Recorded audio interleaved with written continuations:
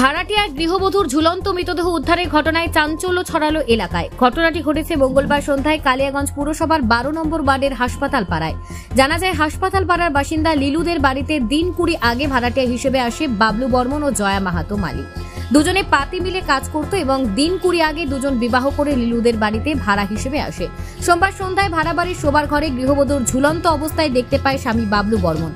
তড়িঘড়ি Kaliaganj state general হাসপাতালে নিয়ে গেলে চিকিৎসক মৃত বলে ঘোষণা করে। সেখান থেকেই স্বামী বাবলু বর্মন চম্পট হয়। ঘটনার খবর পেয়ে ছুটে আসে কালিয়াগঞ্জ থানার পুলিশ ও স্থানীয় কাউন্সিলর বিভাস সাহা। পুলিশ ঘটনার তদন্তে নেমেছে।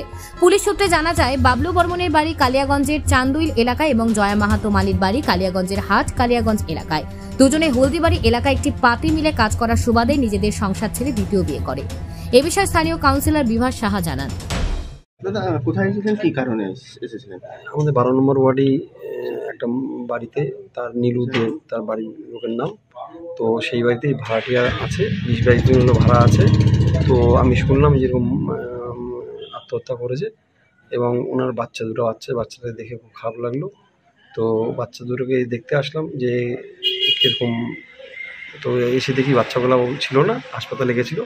হাসপাতালে তো গেলাম, দেখার পরে থানাতে স্টাফ ছিল, ওখানে দেখা হলো। তো ওখানে দেখা হওয়ার পরে জিজ্ঞাসা করলো এরকম কীভাবে ফাঁসি দিয়েছে। তো ওখানেই শুনলাম যে ফাঁসি দিয়েছে শাড়ি দিয়ে। তারপরে পাড়ার লোকজন সব নিয়ে হাসপাতালে দিতে আসে। মেয়েটার 2টা বিয়ে শুনলাম এবং যে বরটারও 2টা বিয়ে। দুটা শুনলাম, শোনার পরে কতদিন আগে বিয়ে হয়েছে? 20-22 দিন আগে বিয়ে হয়েছে। এখানে ভাড়া কতদিন আছে? ভাড়া 20-22 দিন আগে আসছে। বিয়ের পরে আসছে। হ্যাঁ, চান্দোলে বাড়ি শুনলাম। বয়রাকালী মিলে কাজ করে, এটা শুনে বয়রাকালী মিল থেকে জিজ্ঞেস করলাম তো কোথায় বাড়ি।